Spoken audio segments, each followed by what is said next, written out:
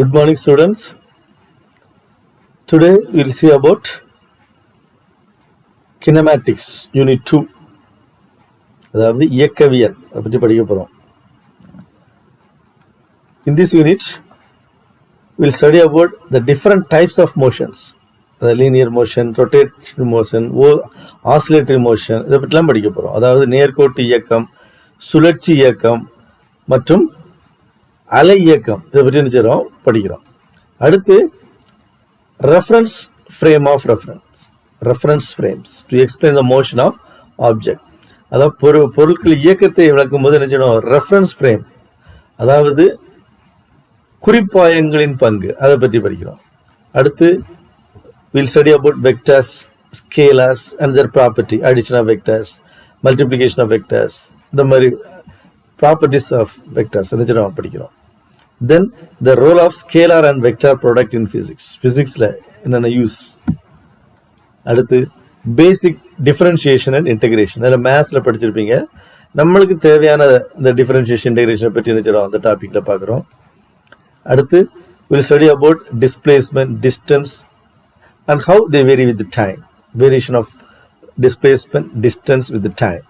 அடுத்தது speed, velocity, acceleration and also their graph வரைகிறோம். அடுத்து the notion of relative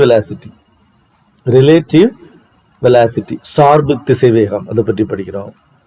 அடுத்து kinematic equations of motion for constant acceleration, அதாவது சீரான முடுக்கத்தில் இயங்கும் பொருட்களின் இயக்க சமன்பாடுகளை பற்றி படிக்கிறோம். Then analysis of various types of motion of objects and gravitation force, புவியீர்ப்பு விசையினால் பொருளில் ஏற்படும் பல்வேறு இயக்கங்கள் பற்றிய பகுப்பாய்வு, அதை படிக்கிறோம். Then radians, degrees. Also we'll study about uniform circular motion, centripetal acceleration and centripetal force.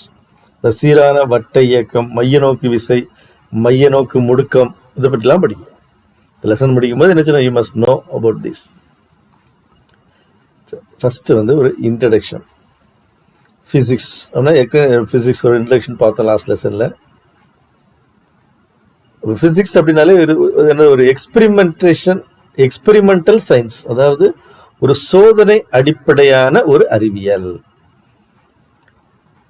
அது இட் ரெஸ்ட் ஆன் 2 pillars சொல்றோம். என்னெல்லாம்? ஒன்று எக்ஸ்பெரிமெண்ட்ஸ், சோதனைகள். another one மேத்தமெட்டிக்ஸ், கணிதம். அதாவது ரெண்டுமே கணிதம், பிசிக்ஸ் ரெண்டையும் பிரிக்க முடியாது. ஏன்னா எல்லாத்துலேயுமே டெரிவேஷன்ஸ் நிச்சயம் இருக்கும். ப்ரூஃப், தியரிட்டிக்கல் ப்ரூஃப் மேத்தமெட்டிக்ஸ் தான் கொடுக்க முடியும். ஒரு எக்ஸ்பெரிமெண்ட் பண்ணிட்டு அதுக்குரிய தியரிட்டிக்கல் ப்ரூஃப், சிலது தியரிட்டிக்கல் ப்ரூஃப் முதல்ல வந்துடும், then they will proof by the experiments. So it is rest on the 2 pillars, experiments and mathematics. சோதனை மற்றும் கணிதத்தில் நினைச்சது பேஸ்டாக இருக்கு. அடுத்து பார்த்தோம்னா the entire universe is governed by various types of motions. அந்த motions நினைச்சிடும் we can explain in the language of mathematics. கணிதத்தை அடிப்படையாக வச்சு நினைச்சிடும் அந்த இயக்கங்களை நினைச்சிடும் விளக்குறோம். அடுத்தல மேத்தமெட்டிக்ஸ்ல we have to find out direction, magnitude, அதாவது அதோட மதிப்பு மற்றும் திசை, அதை நினைச்சிடும் படிக்கிறோம். அடுத்து கினமேட்டிக்ஸ். Kinematics அப்படினாலே it is a branch of mechanics which deals the motion of an object without taking force into account.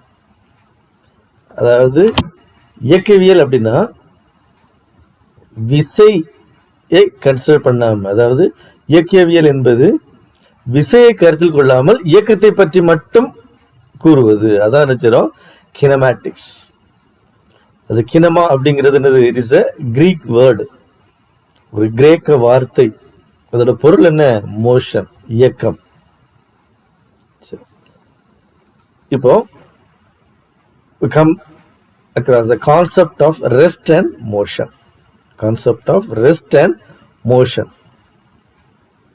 இதுக்கு ஒரு சின்ன ஒரு எக்ஸாம்பிள் சொல்லலாம், உனக்கு என்ன செய்யும் புரியும். ஒரு பஸ்ல போய்கிட்டு இருக்கோம். பஸ் போய்கிட்டு இருக்கு. It is moving with some 60 km/h ஸ்பீட்ல போய்கிட்டு இருக்கு. You are sitting inside the bus. இப்போ அந்த பஸ்ஸை பொறுத்து யூ ஆர் அட் ரெஸ்ட். ஏன்னா பஸ் 60 கிலோமீட்டர்ல போய்கிட்டு இருக்கு, you also moving 60 kilometre per hour in the bus. அப்போ both of you are at rest. அப்போ with respect to the bus you are at rest. So a person moving in a moving bus is at rest with respect to the fellow passenger. சரியா? இப்போ நீ இருக்கிற இன்னொரு passenger இருக்கிறாங்க, ரெண்டு பேரும் பார்த்தோம் அப்படின்னா they are at rest. இதே இது வந்து another person, he is standing in the platform or on the road. With respect to that person, you are in motion. You are in motion. அப்போ the concept of rest motion அது உங்களுக்கு புரிஞ்சிருக்கும்னு நினைக்கிறேன். அப்போ அதுக்கு என்ன வேணும்? ஒரு ஃப்ரேம் ஆஃப் ரெஃபரன்ஸ் சொல்லணும். இப்போ நம்ம பஸ்ஸை பொறுத்து அப்படிங்கும்போது பஸ்ஸில் 2 பேர் இருக்கிறாங்க, 2 பேசஞ்சரும் பஸ்ஸில் இருக்கும்போது both of you are at rest. ஒரு பர்சன், இப்போ suppose you are sitting in the bus and another person standing on the platform, he is at rest. அப்போ அதை பொறுத்து யூ ஆர் இன் மோஷன். அப்போ அந்த ரெஸ்ட் அண்ட் மோஷன் அதை differentiate பண்ணணும். we need the frame of reference. frame of reference, குறிப்பாயங்கள் என்ன செய்யணும்? வேணும். அதை வந்து குறிப்பாயம் அப்படின்னா என்ன? ஒரு coordinate system. It is a coordinate system and the position of an object is described related to it. அந்த coordinate system நம்ம என்ன சொல்றோம்? frame of reference சொல்றோம். coordinate systemனா it can be described மேத்ஸ்ல படிச்சிருப்போம், x coordinate, y coordinate, z coordinate, x y z. that is called as the frame of reference. அதான் சொல்றோம் குறிப்பாயம்னு சொல்றோம். எந்த ஒரு ஆய அச்சு தொகுப்பினை பொறுத்து பொருளொன்றின் நிலை குறிப்பிடப்படுகிறதோ அந்த ஆய அச்சு தொகுப்பிற்கு குறிப்பாயம் என்ன செய்யுது? பேரு. அது XYZ அப்படிங்கிற ஆய அச்சுல என்ன செய்யறோம்? நம்ம குறிக்கிறோம். அதான் என்ன சொல்றோம்? கார்ட்டீசியன் கோஆர்டினேட் அப்படிங்கிறோம். அப்போ கார்ட்டீசியன் கோஆர்டினேட் என்ன? it denote the XYZ coordinates. XYZ. சரி, இதுல XYZ எந்த டைரக்ஷன்ல வருது? ரைட் ஹேண்டட் கோஆர்டினேட் தானே இது. XYZ ரைட் ஹேண்டட்ல வருது, அதாவது ஆன்டி கிளாக் வைஸ்ல வருது. இதுக்கு என்ன பேரு? Right handed coordinate system. Right handed coordinate system, வலக்கை ஆய அச்சு தொகுப்பு. அப்போ நம்ம மரபுப்படி இயற்பியல் என்ன சொல்றோம்? இதை நம்ம வலக்கை ஆய அச்சு தொகுப்பு தான் என்ன செய்றோம்? பின்பற்றுறோம். இது படத்துல காமிச்சிருக்கு பாரு, இதானது வலக்கை ஆய அச்சு தொகுப்பு. XYZ இந்த டைரக்ஷன்ல போகுது, அதாவது anticlockwise. Anticlockwise கடிகார முள் திசைக்கு எதிர் திசையில் போகுது. XYZ. இதை நம்ம என்ன சொல்றோம்? Right handed coordinate system. இதை வந்து ரைட் ஹேண்டட் சிஸ்டம் எப்படி சொல்றோம் அப்படின்னா, இப்போ ரைட் ஹேண்ட் எடுத்து place your fingers in the direction of the positive x axis and rotate them towards the direction of the y axis. y axis நோக்கி rotate பண்ணோம்னா your thumb will point in the direction of the positive z axis. இப்படி நம்ம rotate பண்றது direction வந்து positive z axisல இருக்கும். சரி, அடுத்து நம்ம பார்க்கக்கூடியது வந்து பாயிண்ட் மாஸ், புள்ளி நிறை, பாயிண்ட் மாஸ். அப்போ the motion of an object which has a finite mass, the concept of point mass is required. To explain the motion of an object which has a finite mass, the concept of point mass is required and is very useful. இப்போ நம்ம point mass எப்படி எடுக்கிறோம் அப்படின்னா, it is assumed to be concentrated at a point. ஒரு குறிப்பிட்ட point என்ன செய்யுது? Concentrate ஆயிருக்கு. It has a mass, then this idealized mass, it is called as a point mass. அதுக்கு என்ன கிடையாது? ஒரு இன்டர்னல் ஸ்ட்ரக்சர் கிடையாது, ஒரு ஷேப் எதுவுமே அது கிடையாது, சைஸ் கிடையாது. But it has a finite mass with zero dimension. அதான் நம்ம என்ன சொல்றோம்? Point mass. It has a finite mass with zero dimension. Finite mass with zero dimension. புள்ளி நிறை என்பது சுழி பரிமாணம் உடையது. அதுக்கு வடிவமோ அமைப்போ நினைச்சது கிடையாது. It has no size and shape. அதாவது நடைமுறையில சாத்தியம் கிடையாது, அப்படி நம்ம இமேஜின் பண்ண முடியாது. ஆனால் நம்மளோட கால்குலேஷன் ஈஸிக்காக மேத்தமெட்டிக்ஸ் பாயிண்ட் ஆஃப் வியூவில் அப்ளை பண்ணுறதுக்கு நினைச்சிடும் நம்ம இந்த பாயிண்ட் மாஸ் நினைச்சிடும் எடுத்துக்கிட்டோம். It is relative term. This meaning only with respect to reference frame. அந்த ரெஃபரன்ஸ் ஃப்ரேம் எடுக்கும்போது இந்த coordinate system, Cartesian coordinate system எடுக்கும்போது will take that as a point mass. இப்போ அதுக்கு எக்ஸாம்பிள் என்ன சொல்லலாம் அப்படின்னா,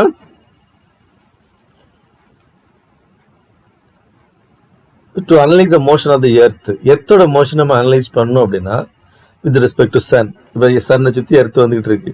அப்போ என்ன பண்ணுறோம், earth can be treated as a point mass. எப்படி பாயிண்ட் மாஸ் எடுக்கலாம்?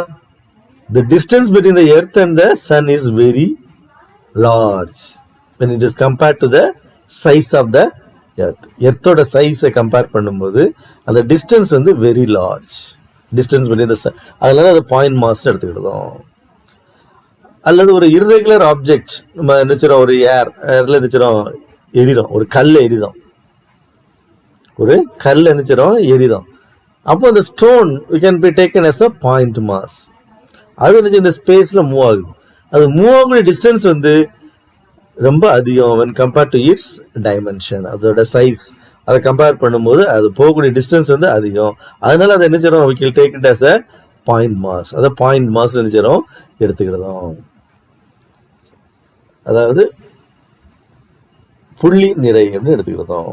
ஒரு காற்றில் வீசி எறியப்பட்ட சிறிய கல், அது வந்து ஒரு ஒழுங்கற்ற வடிவமான கல்லா இருந்தாலும் அதை நம்ம என்ன சொல்றோம், ஒரு புள்ளி நிறைன்னு எடுத்துக்கிறோம். எதனால அப்படின்னா அது போகக்கூடிய தூரம், எரியக்கூடிய அது போகக்கூடிய தூரம் வந்து ரொம்ப அதிகம். அதோட நிறைய கம்பேர் பண்ணும்போது அது ரொம்ப அதிகமான தொலைவில் இது போகுது. Then we will see about the types of motion. We will see about the types of motion.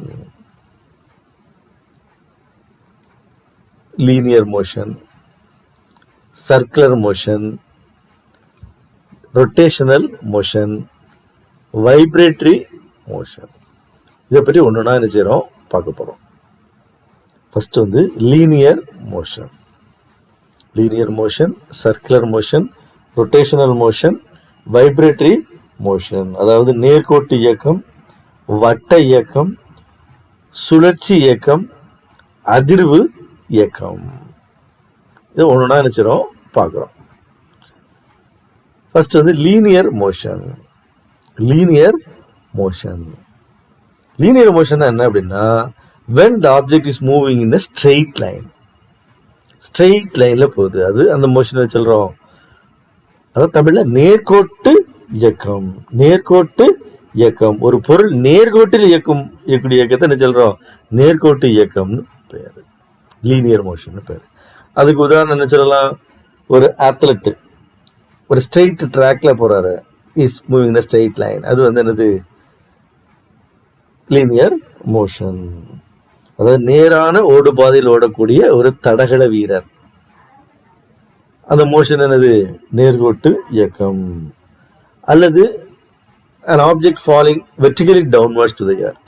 அதாவது கீழே எர்த்தை நோக்கி, பூமியை நோக்கி ஒரு பொருள் கீழே விழுது, நம்ம விட்டோம், ஒரு கல் எடுத்து அப்படி விட்டுறோம், அப்படி என்ன செய்யும், நேர கீழே நோக்கி என்ன செய்யும், பூமியை நோக்கி என்ன செய்யும் வரும். That is a linear motion. சரி, அடுத்து circular motion. Circular motion. Circular motion is defined as the motion described by an object traveling a circular path. Circular path.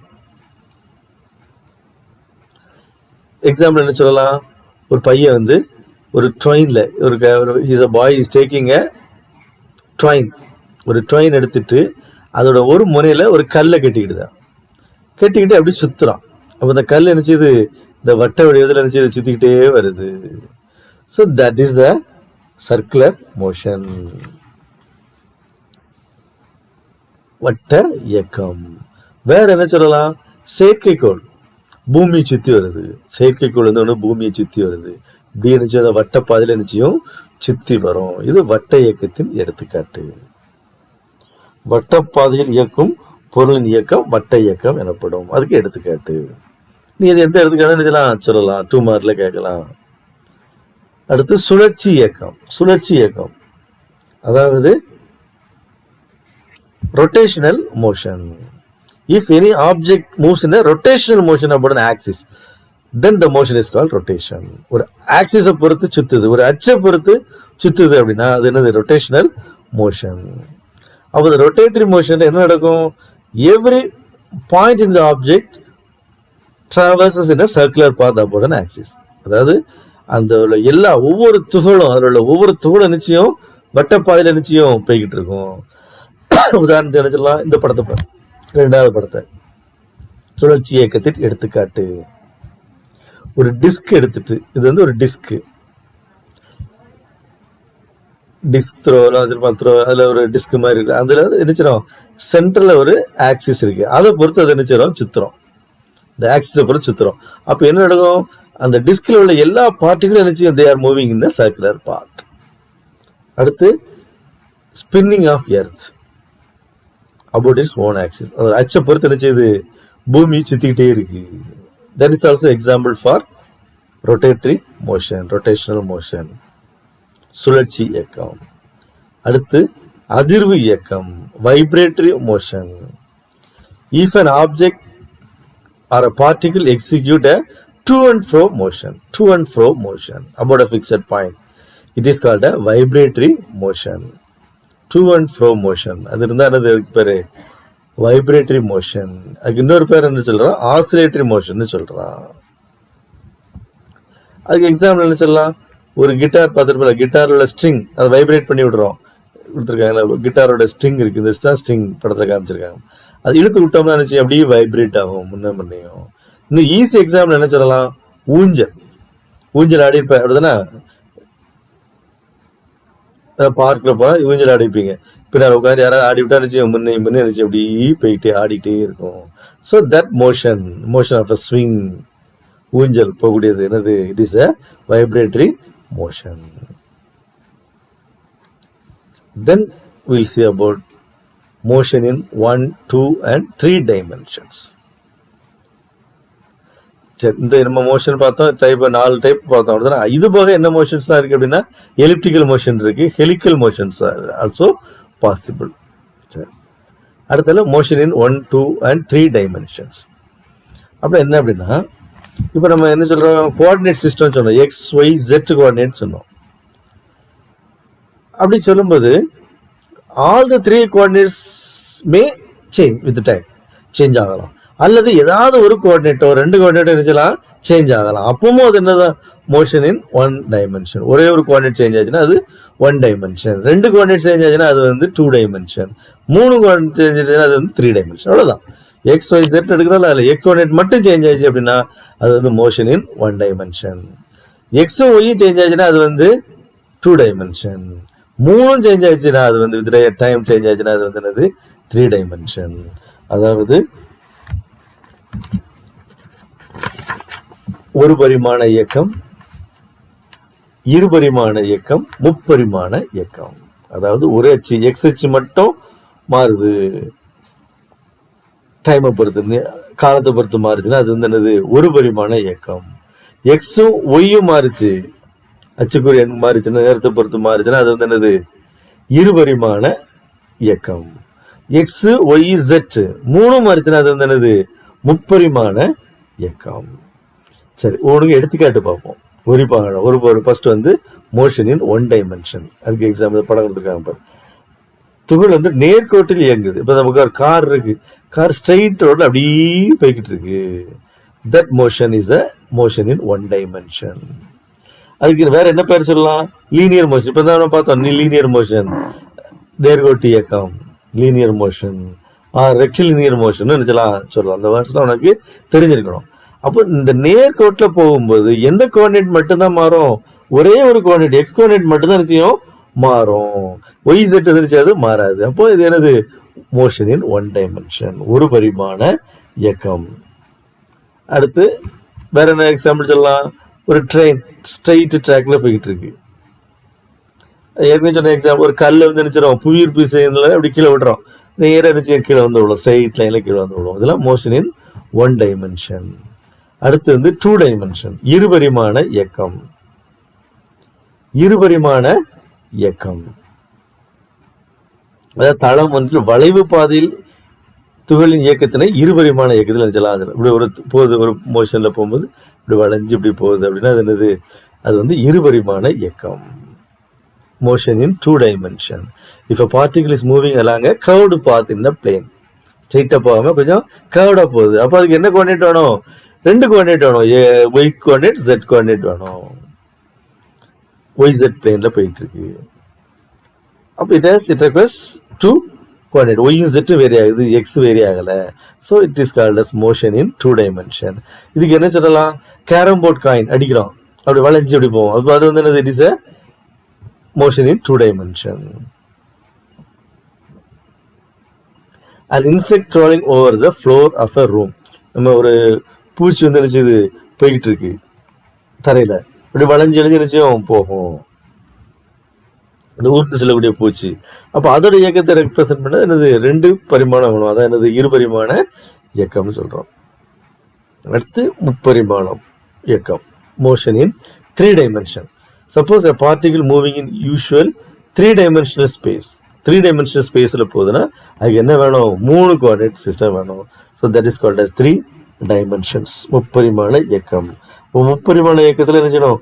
3 அச்சுக்குள் நேரத்தை பொறுத்து என்ன செய்யும்? மாற்றம் அடையும். அது எடுத்துக்காட்டு என்ன சொல்லலாம்? ஒரு பேட் ஃப்ளையிங், ஒரு வானில் பறக்கு, அப்போ பறக்கக்கூடிய bat flying in the sky, அது motion in 3 dimension. Gas molecule ஒரு ரேண்டம் டைரக்ஷனில் போய்கிட்டு இருக்கு, that motion is a 3 dimension. ஒரு பட்டம் விடுதோம், வானத்தில் பறக்குது, அப்போ அதை ரெப்ரசென்ட் பண்ணதுக்கு 3 dimensions வேணும். ஸோ தட் இஸ் 3 பரிமாண இயக்கம். சரி, நம்ம அடுத்து வந்து நம்ம elementary concepts of vector algebra, அதாவது வெக்டர் இயற்பியல் இயற்கணிதம் பற்றிய அடிப்படை கருத்துக்கள் நினைச்சிடும் நம்ம பார்க்க போறோம். First scalar. ஸ்கேலார் அப்படின்னா இட் ஹஸ் ஒன்லி மேக்னிடியூட், அதுக்கு மதிப்பு மட்டும்தான் உண்டு, எண் மதிப்பு மட்டும்தான் உண்டு, திசை கிடையாது. அதை ஸ்கேலார் நினைச்சிடும் குறிக்கிறோம். அதாவது எண் மதிப்பினால் மட்டும் குறிப்பிடக்கூடிய அளவுக்கு என்ன பேரு? ஸ்கேலார்னு பேர். So many physical quantities, they are described by scalars. Example என்ன சொல்லலாம்? mass, distance, temperature, இதெல்லாம் என்னது? Example for scalar. Scalar it is a property which can be described only by magnitude. அதுக்கு என்ன உண்டு? அந்த அளவுக்கு ஸ்கேலார் எண் மதிப்பு மட்டும் தான் நிச்சயம் இருக்கும், அதுக்கு தான் என்ன பேரு? ஸ்கேலார். அடுத்து வெக்டார். வெக்டார்னா it is a quantity which is described by both magnitude and direction. இப்போ வெக்டாருக்கு என்ன உண்டு? எண் மதிப்பு உண்டு, திசையும் உண்டு. ஜாமெட்ரிக்கலி என்ன சொல்லலாம்? It is directed line segment சொல்றோம். டைரக்டட் லைன் செக்மெண்ட் இதான் vector quantity, directed line segment. அதாவது திசையை காட்டும் கோட்டுத்துண்டு, அதான் வெக்டர்னு சொல்றோம். அதுக்கு எக்ஸாம்பிள் என்ன சொல்லலாம்? விசை, திசைவேகம், இடப்பெயர்ச்சி, முடுக்கம், நிறைய குவான்டிட்டிஸ் இருக்கு vector quantities. Force, velocity, displacement, position vectors, linear momentum, angular momentum, that are all example for vector quantity. Vector என்ன? it is a directed line segment. Geometrically சொன்னோம்னா it is a directed line segment. Otherwise it is a quantity which is described by both the magnitude and direction. The length of a vector is called magnitude. இப்போ இந்த vector, இப்போ நம்ம வெக்டர்ல குறிச்சிருக்கோம்ல, இதோட length இங்கே ஸ்டார்டிங்ல இருந்து இது வரைக்கும் உள்ள லென்த்தை தான் நம்ம என்ன சொல்றோம்? அதோட மேக்னிடியூட், மதிப்புன்னு சொல்றோம். Vector it is always positive quantity. அதோட மேக்னிடியூட் எப்படி இருக்கும்? பாசிட்டிவா இருக்கும். இந்த மேக்னிட் ஆஃப் வெக்டருக்கு இன்னொரு தடவை என்ன பேர் என்ன சொல்லலாம் அப்படின்னா நாம், அதாவது வெக்டரின் தரம் அப்படின்னு சொல்லலாம். For a vector A vector, the magnitude or norm is denoted by A vector. இப்படி 2 வச்சு கோடு போட்டு காமிக்கிறோம். ஏ அல்ல ஏன்னு மட்டும் நினைச்சலாம் குறிக்கலாம். அந்த மேல உள்ள ஏரோ போடாம சிம்பிளா ஏன்னு குறிக்கலாம். அல்லது ஏ வெக்டர் போட்டு இன்ஸ்டெட் மாடுலஸ் போட்டு சிம்பிள் போட்டுட்டாலும் அது அதோட மேக்னிடியூட்னு பேர் நார்ம். சரி, அடுத்தல will see about the different types of vectors. Different types of vectors. First வந்து ஈக்குவல் வெக்டர்ஸ், சம வெக்டார்கள். ஈக்குவல் வெக்டர்ஸ், சம வெக்டார்கள். டூ வெக்டர்ஸ், இப்போ 2 வெக்டார் எடுக்கும் ஏபி, அது எப்போ ஈக்குவல் சொல்லலாம்? ஈக்குவல் வெக்டர்ஸ்னா they have equal magnitude and same direction. அதோட மேக்னிடியூட் இந்த மதிப்பு என்னச்சனும் சேமாக இருக்கணும், அதே மாதிரி டைரக்ஷனும் சேமாக இருக்கணும். அப்படி இருந்தால் அதுக்கு என்ன பேர்? Equal vectors. Two vectors A vector and B vector are said to be equal when they have equal magnitude and same direction and represent the same physical quantity. சரி, அடுத்து ஒரு கோட்டு வெக்டார்கள், collinear vectors. Collinear vectors are those vectors which act along the same line. ஒரே லைன்ல இருக்கு. ஒரே லைன்ல இருந்தா ஆங்கிள் எவ்வளவு இருக்கலாம்? 0 டிகிரி இருக்கலாம், 180 டிகிரி இருக்கலாம். அதாவது ஒரே டைரக்ஷன்ல, ஆனால் டைரக்ஷன் மாதிரி ஆப்போசிட்ல இருந்தால் 180 டிகிரியா வந்து செய்யலாம், இருக்கலாம். அதில் ஃபர்ஸ்ட் டைப் பார்க்குறோம் parallel வெக்டர்ஸ். ஒரு கோட்டு வெக்டர்ல ஃபர்ஸ்ட் வந்து இணை வெக்டார்கள், parallel வெக்டர்ஸ். இப்போ இந்த ஏ வெக்டார் அண்ட் பி வெக்டார் எப்போ parallel சொல்றோம்? It's the same direction along the same line or parallel lines. Then the angle between them is 0 degree. Same லைன்லேயே இருக்கலாம், அல்லது எப்படி இருக்கலாம்? பேரலாக நினச்சலாம் இருக்கலாம். they are acting in the same direction. இப்போ theta அளவு 0, ஆங்கிள் between them அளவு 0 டிகிரி. அதுதான் அது இணை வெக்டார்னு சொல்றோம். அடுத்து anti parallel vectors. Anti parallel vectors எதிர் இணை வெக்டார்கள். எதிர் இணை வெக்டார்கள்.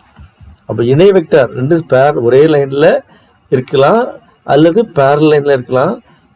அதோட டைரக்ஷன் எப்படி இருக்கும்? ஆப்போசிட் டைரக்ஷன்ல இருக்கும். Two vectors A vectors and B vectors said to be anti-parallel when they are in opposite direction along the same line or anti-parallel lines. Same லைன்ல இருக்கலாம், ஆன்டி பேரலல் இருக்கலாம். அது ரெண்டு கிடையாது, ஆங்கிள் இருக்கும் 180 டிகிரி. இப்படி இருக்கு, இது ஒரு டைரக்ஷன்ல இருக்கு. பி வெக்டர் வந்து ஆப்போசிட் டைரக்ஷன்ல இருக்கு, அலாங் த சேம் லைன். அப்போ இந்த ஆங்கிள் இருக்கும் 180 டிகிரி. இப்படி இருக்கலாம், ரெண்டு பேரலல் லைன்லயும் ஆப்போசிட் டைரக்ஷன்ல இருக்கலாம். இதானது எதிர் இணை வெக்டார்கள்.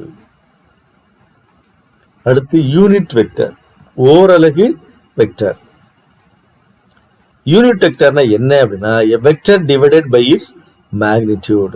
A vector divided by its magnitude is a unit vector. ஒரு வெக்டரை அதோட மேக்னிடியூடால டிவைட் பண்றோம். அப்போ ஏ வெக்டர் அதோட மதிப்பை நம்ம எப்படி சொல்லிருக்கோம்? அப்படியே பார்த்தோம், ஏன்னு ரெப்ரசென்ட் பண்ணலாம். அப்போ ஏ வெக்டர் பை ஏ, அதானது ஏ மாடுலஸ்.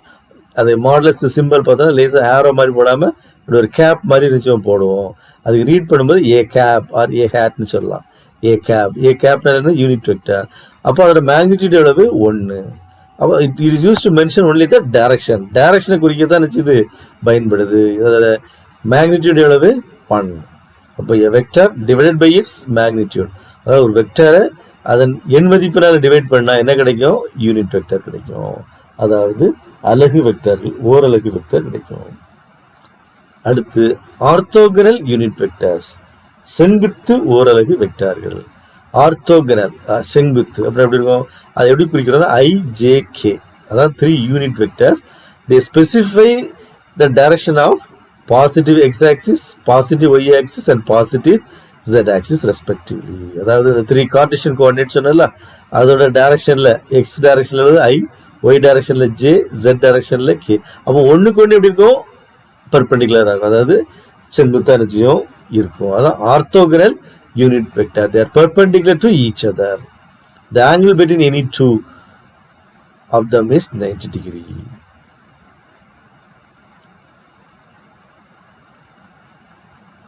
செங்குத்து ஓரலகு வெக்டார்கள். சரி, இதான் டைப்ஸ் ஆஃப் வெக்டர்ஸ் பற்றி பார்த்துட்டோம். அடுத்து நம்ம பார்க்கக்கூடியது addition of vectors. Addition, subtraction, multiplication one by one will see. First எல்லாம் பார்க்கக்கூடியது நம்ம வெக்டர்களின் கூடுதல், அடிஷன் ஆஃப் வெக்டர்ஸ்.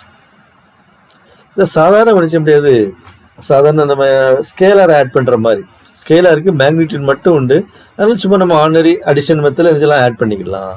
ஆனால் வெக்டருக்கு என்ன உண்டு? மேக்னிடியூடும் உண்டு, டைரக்ஷனும் உண்டு. அதுக்கு எண் மதிப்பும் உண்டு, திசையும் உண்டு. அதனால என்ன செய்ய முடியாது, சாதாரணமாக என்ன செய்ய முடியாது, ஆட் பண்ண முடியாது. They can be added geometrically or analytically using certain rules. They are called as vector algebra. அதுக்கு என்ன பேரு, vector algebra, addition of vectors. First நம்ம பார்க்கக்கூடிய triangular law of vector addition. இன்னொன்று வந்து parallelogram law இருக்கு. ஆனால் நம்ம பார்க்கக்கூடியது triangle law of addition மட்டும்தான் பார்க்குறோம். parallelogram law வந்து appendixல கொடுத்துருக்காங்க, வேணா ஒரு தடவை கோ த்ரூ பண்ணிக்க. இல்லை நம்ம பார்க்கக்கூடிய triangle law of addition method. சரி, இப்போ ரெண்டு வெக்டர் இருக்கு, ஏ வெக்டர், பி வெக்டர். இந்த படத்தில் காமிச்ச மாதிரி இது ஏ வெக்டர், இது வந்து பி வெக்டர். சரி, வெக்டர் ரெப்ரசென்ட் பண்ணும்போது இட்ஸ் அ டைரக்டட் லைன் செக்மெண்ட்னு பார்த்தோம். ஒரு திசை போட்டிருக்கோம். அந்த திசை எந்த பக்கம் போட்டிருக்கோ அதை என்ன சொல்றோம், ஹெட்னு சொல்றோம். இன்னொன்று டெய்ல்னு சொல்றோம். ஒன்று வந்து ஹெட்டு, இன்னொன்று என்னது டெய்ல், அதாவது தலை. இன்னொன்று வந்து வால். அந்த ஆரோ மாதிரி போட்டிருக்கு, அது வந்து என்னது ஹெட்டு, இன்னொன்று வந்து டெய்ல். இப்போ ட்ரையாங்கிளால என்ன பண்றோம் அப்படின்னா, உட்கடல் இந்த ட்ரையாங்கிளாவை படிச்சு யூஸ் பண்ணி இதை ஆட் பண்ணலாம். அதாவது என்ன செய்யறோம், ஒரு முக்கோணத்தின் அடுத்தடுத்த பக்கங்களா அதை என்ன செய்யணும், மாற்றணும். அடுத்தடுத்த பக்கங்களா அதுக்கு என்ன செய்யலாம் அப்படின்னா, இது ஃபர்ஸ்ட் வெக்டர், இது second vector, A vector, B vector. இந்த ஃபர்ஸ்ட் வெக்டரோட ஹெட்டோட செகண்ட் வெக்டர் டெய்ல் என்ன செய்யணும், அப்படியே மூவ் பண்ணணும். டைரக்ஷன் எதுவுமே மாத்திரக்கூடாது, அப்படியே என்ன செய்யணும், ஷிஃப்ட் பண்ணி ஏ வெக்டர், அதாவது ஃபர்ஸ்ட் வெக்டரோட ஹெட்டோட செகண்ட் வெக்டரோட டெய்ல என்ன செய்யணும், கனெக்ட் பண்ணணும். அதை அந்த டயக்ராம்ல பண்ணிருக்கோம். இது ஃபர்ஸ்ட் வெக்டரோட ஹெட், செகண்ட் வெக்டரோட டெய்ல் அதில் ஜாயின் பண்ணுறது, இங்கே ஹெட் வந்துருது. நவ் த க்ளோசிங், இப்போ இது வந்து ஒரு ரெண்டு side of the triangle. Now the closing side of the triangle taken in the reverse order, opposite order. இது எந்த ஆர்டர்ல இருக்கு, இப்படி இருக்கு அதுனா, அதுக்கு ஆப்போசிட் ஆர்டர். அப்போ இந்த ஆர்டர்ல that will represent the resultant both in magnitude and direction. அதானது அதோட கூட்டல் மதிப்பை, எண் மதிப்பையும் திசையும் நிச்சயம் குறிக்கும். இதுதான் triangle law.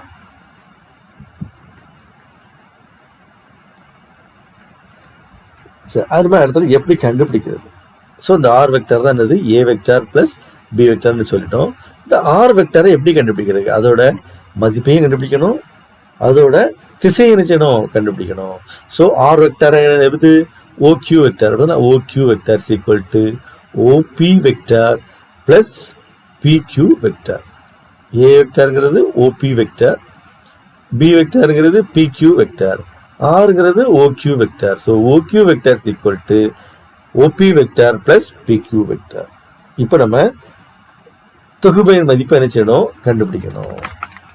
Head and tail மெத்தட்ல ஜாயின் பண்ணியாச்சு. இப்போ அந்த magnitude of the resultant vector கண்டுபிடிக்கணும், டைரக்ஷன் என்ன செய்யணும், கண்டுபிடிக்கணும். சரி, அதுக்கு என்ன பண்றோம், அந்த சைடை எக்ஸ்டெண்ட் பண்றோம். அதாவது பில இருந்து ஒரு பெர்பெண்டிகுலர் வரைகிறோம்.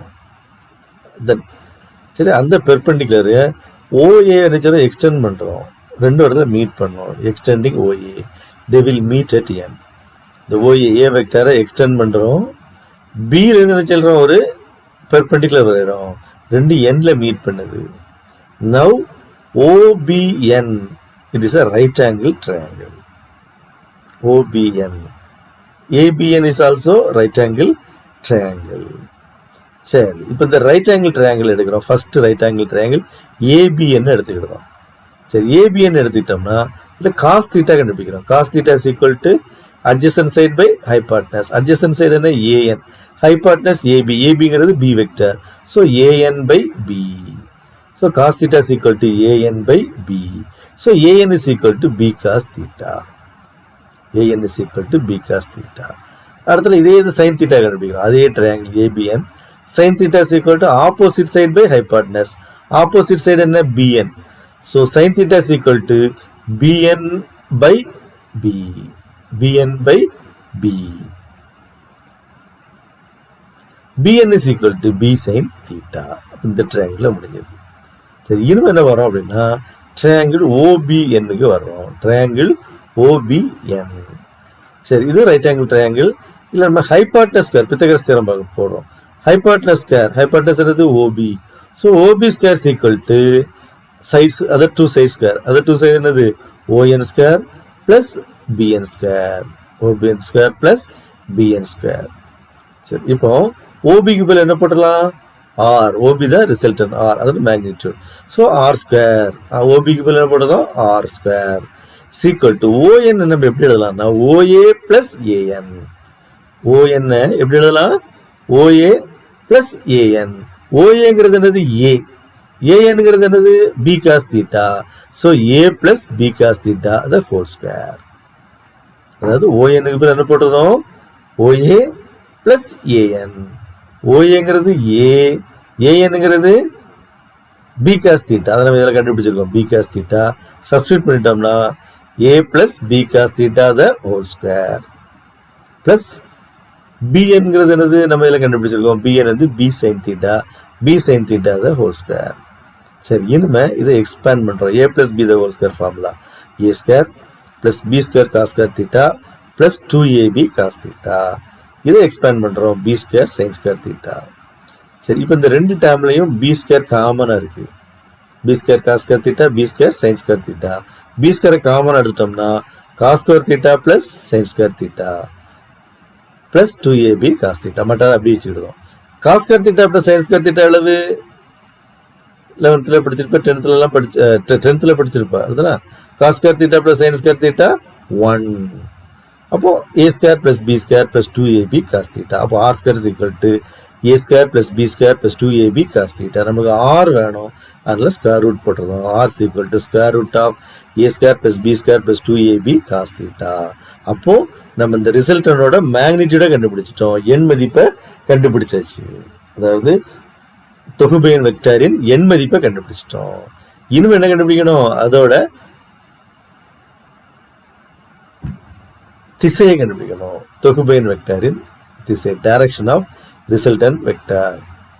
சரி, அதுக்கு அதே ட்ரையாங்கிள் தான் எடுத்துக்கிறோம். இப்போ தீட்டாங்கிறது இந்த ஆங்கிள் பிட்வீன் பி வெக்டார், இந்த ஆங்கிள் தீட்டான்னு எடுத்துக்கிறோம். A vector and B vector.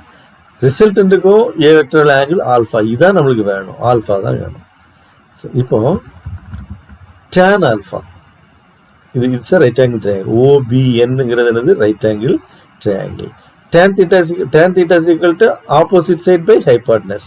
இப்போ tan alpha is equal to opposite side BN, sorry, opposite side by adjacent side. அதுதான் opposite side BN by adjacent side ON.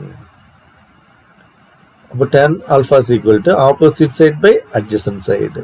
எதிர்பக்கம் by அடுத்துள்ள பக்கம். அப்போ எதிர்பக்கம் வந்து BN, அடுத்துள்ள பக்கம் ON. சரி, பிஎனுக்கு பதில் என்ன போடலாம்? நம்ம ஏற்கனவே கண்டுபிடிச்சிருந்தோம், என்னது? பி சைன் தீட்டா, பிஎன் போட்டுக்கிட்டோம். ஓஎனுக்கு பதில் OA plus AN போட்டிருந்தோம். அப்போ போட்ட மாதிரி OA plus AN. பிஎனுக்கு பதில் பி சைன் தீட்டா, ஓஏங்கிறது ஏ, அப்படிதானே? ஏஎனுங்கிறது என்ன? அது நம்ம கண்டுபிடிச்சோம், B cos theta. So alpha tan alpha equal to B sine theta by A plus B cos theta. Alpha equal to இது அங்கே போயிடும், tan inverse B sine theta by A plus B cos theta. That's all. இது வந்து 5 மார்க்ல கேட்கலாம். State and explain triangle of vector addition. Vector முக்கோண விதியை கூறி அதுக்கான எண் மதிப்பையும் திசையையும் கண்டுபிடிச்சு கேட்கலாம். அது ஒரு எக்ஸாம்பிள் பாரு. Example 2.1 எடுத்துச்சுக்க. 2 vectors A vector and B vector of magnitude 5 units and 7. ரெண்டு வெக்டர் இருக்கு. A வெக்டரோட மதிப்பு அளவு 5, இன்னொன்று வந்து 7. சரி, அதோட திசை ஒன்றுக்கு ஒன்று 60 டிகிரி கோணத்தில் சாய்ந்த நிலையில் உள்ளன. ரெண்டு இடைப்பட்ட கோணம் அளவு 60 degree. Find the magnitude of the resultant vector and its direction with respect to the vector. Resultant வெக்டரோட என்ன செய்யணும்? டைரக்ஷனை கண்டுபிடிக்கணும். அப்போ என்ன செய்யணும்? இந்த வெக்டரோட இது ஃபர்ஸ்ட் வெக்டர், இதோட ஹெட்ல கொண்டு இதோட டெய்ல கொண்டு போய் ஜாயின் பண்ணணும். ஜாயின் பண்ணியாச்சு. Now the closing side is the resultant vector both in magnitude and direction. சரி, அடுத்தது magnitude of the resultant vector r formula என்ன? ரூட் ஆஃப் ஃபார்முலா எழுதிக்கணும். a square plus b square plus 2ab cos theta. a வந்து 5 square plus 7 square plus 2ab, 2 into 5 into 7 cos 60.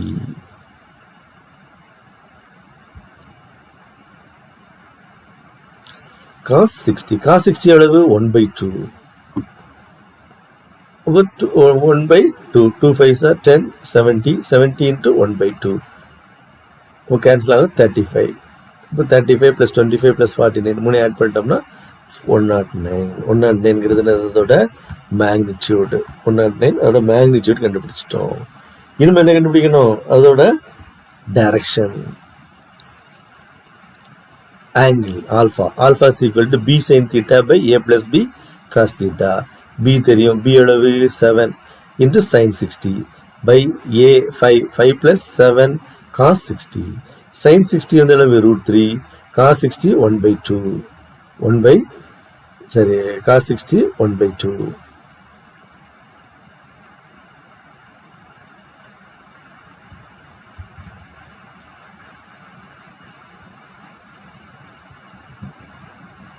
மேலே 7√3.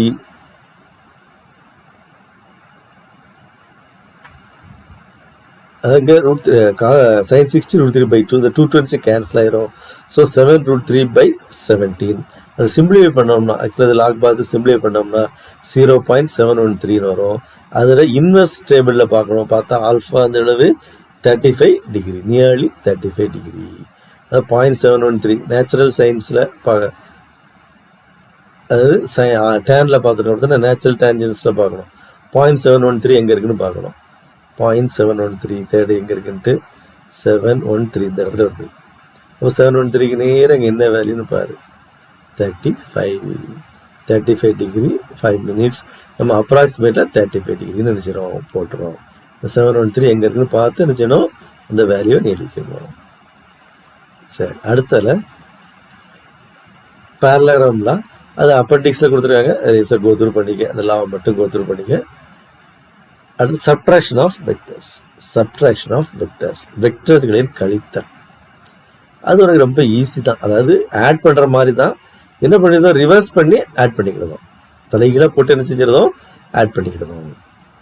இப்போ 2 vector, A vector B vector ரெண்டையும் add பண்ண போகிறோம். இது A vector, இது பி வெக்டர். இது ரெண்டையும் என்ன செய்யணும்? ஆட் பண்ணணும். இப்போ டைரக்டா ஆட் பண்ணோம்னா ட்ரையாங்கிள் போட்டு என்ன செஞ்சலாம்? ஆட் பண்ணிடலாம். R vector equal to A vector plus B வெக்டர்னு போட்டு முடிச்சிடலாம். அதனால் நம்ம இங்கே என்ன பண்ண போகிறோம்? சப்ட்ராக்ட் பண்ணணும். அப்போ என்ன பண்ண போகிறோம்னா பி வெக்டருக்கு நெகட்டிவ் வெக்டர் கண்டுபிடிக்கிறோம் ஆப்போசிட் டைரக்ஷனில். அப்போ இதான் மைனஸ் பி வெக்டர், அதுக்கு ஆப்போசிட்டில் வருவோம். சரியா? இப்போ இது ரெண்டையும் கூட்டிடணும். A vector plus minus B vector, அதான் A vector minus B vector.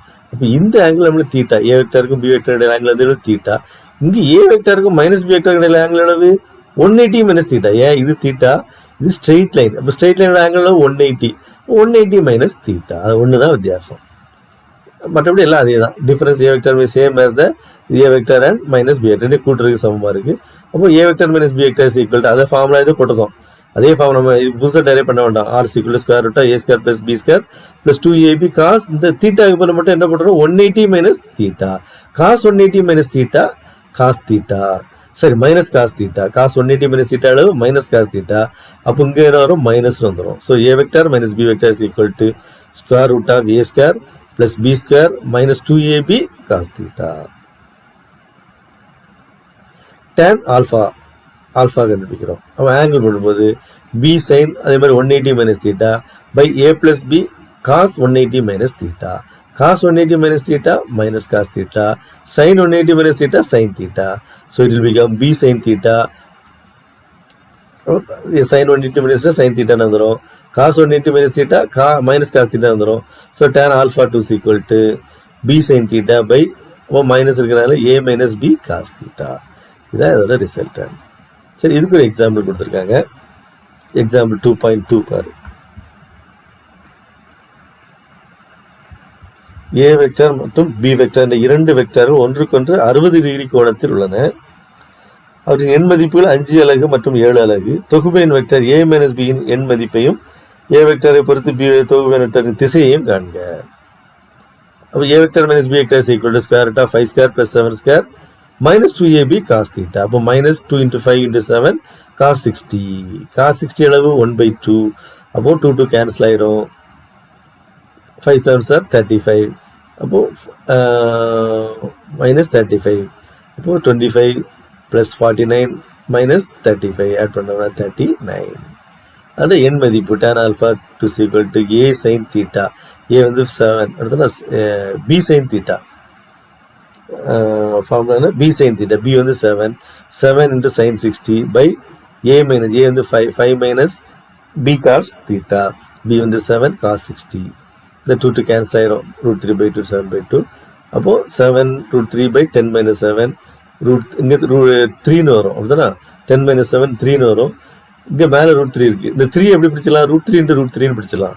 ஒரு √3 கேன்சல் ஆயிரும். அப்போ 7/√3. அதை கால்குலேஷன் போட்டோம்னா 4.041. அதுல ஆல்ஃபா டு இன்வெர்ஸ் கண்டுபிடிக்கணும். அதே மாதிரி நேச்சுரல் டேஞ்சன்ஸ்ல போய் அந்த வேல்யூ எங்க இருக்குன்னு பாரு. 4.041 எங்க இருக்குன்னு பாரு. உடனே லாக் புக் வந்து புக்குக்கு பின்னாடி இருக்கும். நீ அதில் பார்க்கலாம். 4.041 4.041 எங்க இருக்கு? இந்த இடத்துல இருக்கு. இதுக்கு நேர அளவு 4.040 அப்ராக்சிமேட்டா அந்த இடத்துல வருது. அப்போ இதுக்கு நேரம் எவ்வளோ வேல்யூ இருக்கு? 76. அப்ராக்சிமேட்டா 76. அவ்வளோதான், 76 டிகிரி. சரி, தட்ஸ் ஆல். இனிமே வழக்கம் போல என்னது பார்க்கணும்? அசைன்மெண்ட். சரி, அன்னைக்குரிய அசைன்மெண்ட் நோட் பண்ணிக்க.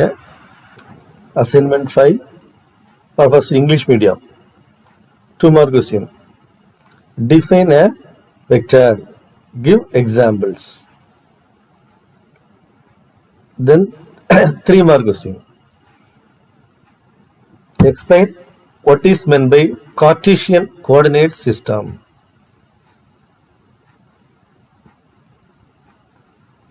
5 mark.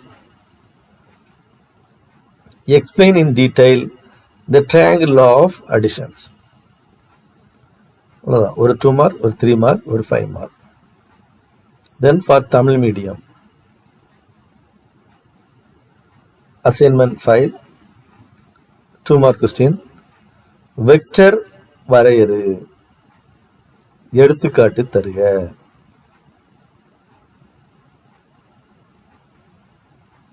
அடுத்த கொஸ்டின், கார்ட்டீசியன் ஆய அச்சுத்தொகுப்பு என்றால் என்ன? 3 mark question. அடுத்து 5 mark question. வெக்டர் கூடுதலின் முக்கோண விதியை விரிவாக விளக்கவும். That's all. எழுதி திருப்பி ஞாபகப்படுத்துறத கொஞ்சம் கேப் ஆயிடுச்சு. எழுத நினைச்சோம், கொஞ்சம் படிச்சு எழுது. 2 mark, ஒரு 3 mark, ஒரு 5 mark. அதை படிச்சு எழுதி அதை நினைச்சோம் ஸ்கேன் பண்ணி ஒன்று ஃபோட்டோ எடுத்து கேமரா செல்ல என்னோட வாட்ஸ்அப் நம்பருக்கு நினச்சி அனுப்பிவிடு. உடனே எவ்வளோ முடியுமோ சீக்கிரம் நினைச்சணும் படித்து எழுதணும். Okay, that's all. தேங்க்யூ.